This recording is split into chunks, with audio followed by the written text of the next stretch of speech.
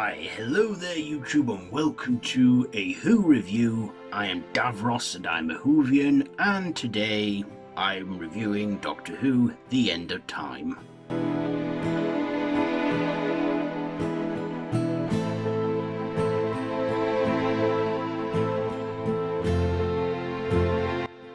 So, this is the final episode, well, the final two-part episode of David Tennant's run as the Doctor. So, this is a two-parter. Of course, 2009 we had 4 specials. One aired in the spring, in Easter, another one we got in autumn at November. This one aired on Christmas Day and then concluded New Year's Day.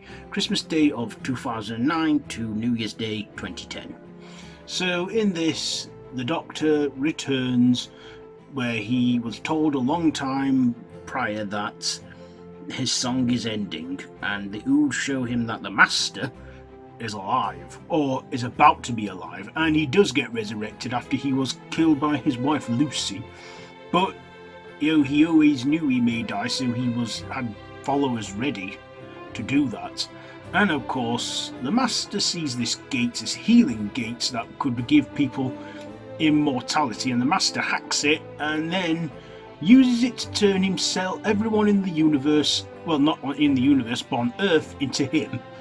And then of course the Time Lords, the narrator, turns out to be the Time Lord President, played by Timothy Dalton, and he plans to get out of the Timelock and unleash the Time War on the universe. And then we find out that the Doctor, Gallifrey, never really did die.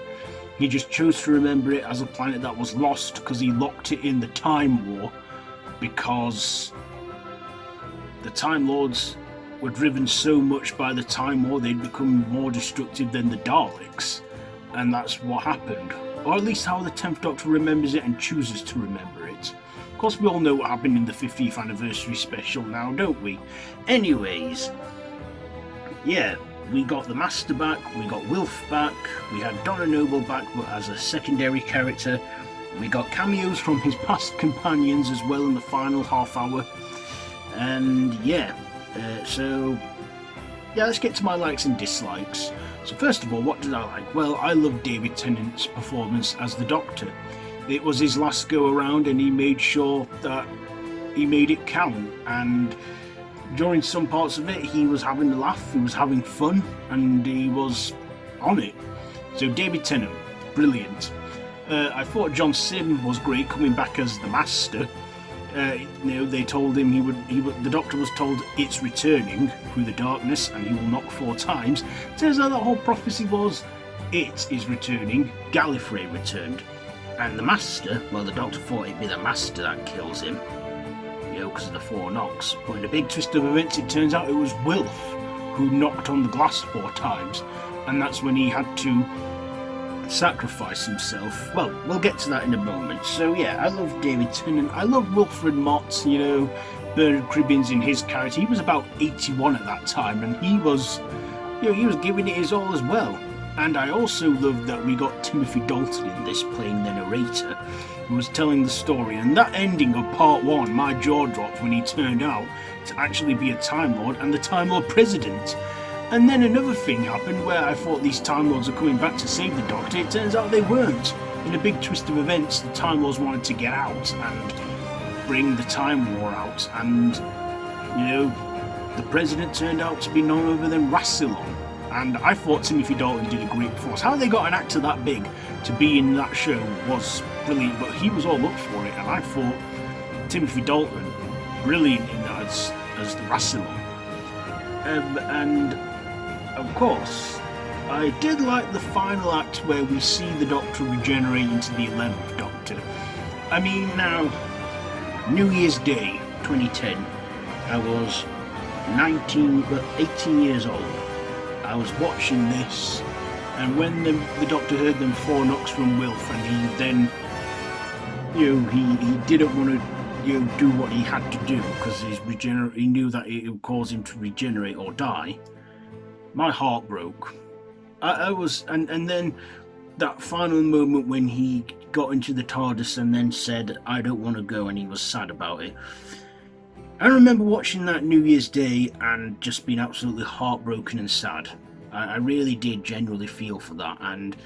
But then the second he regenerated into the 11th Doctor and was all up and out all around the place going, oh, new hands, new fingers, all that sadness just went, and I was like, well, here we go again.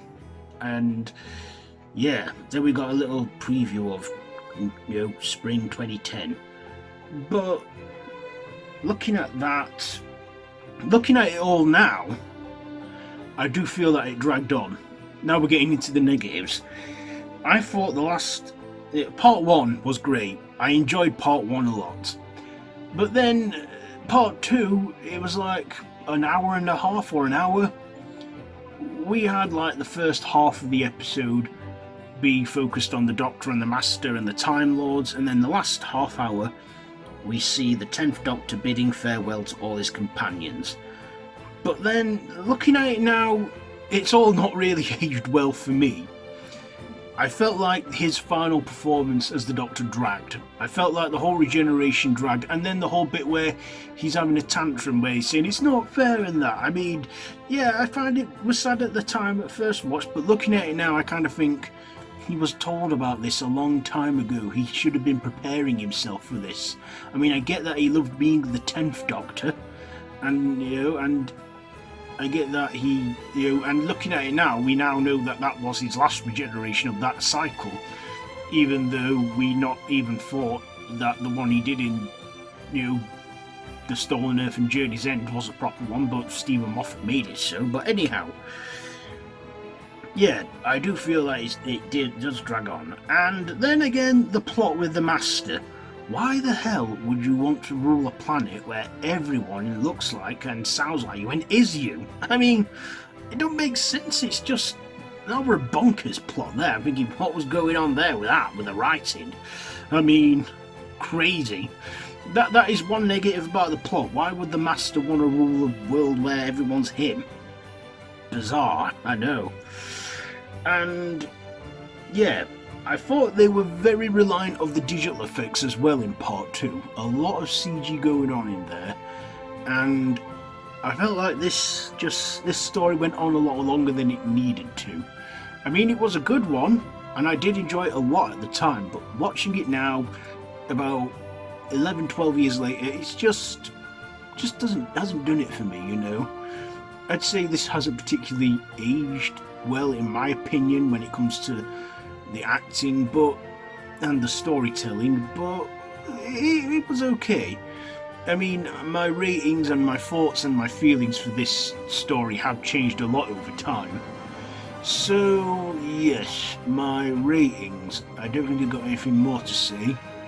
So I will give the performances a 9, the writing a 7, the visuals a 7, and my personal, I'll give it an 8, I guess, So anyway, yeah, that's my thoughts, that's my review on Doctor Who The End of Time. So have you seen this one? Let me know down below in the comments below, and if you like this video, be sure to give it a big thumbs up and share with your friends, and to feel free to subscribe to my channel if you haven't already, and to hit that notification bell. I've been Davros the Whovian, and this has been a Who Review. So I hope you're having a good Christmas so far, and a very happy new year. I'll see you all in 2022. So until next time, run for your life.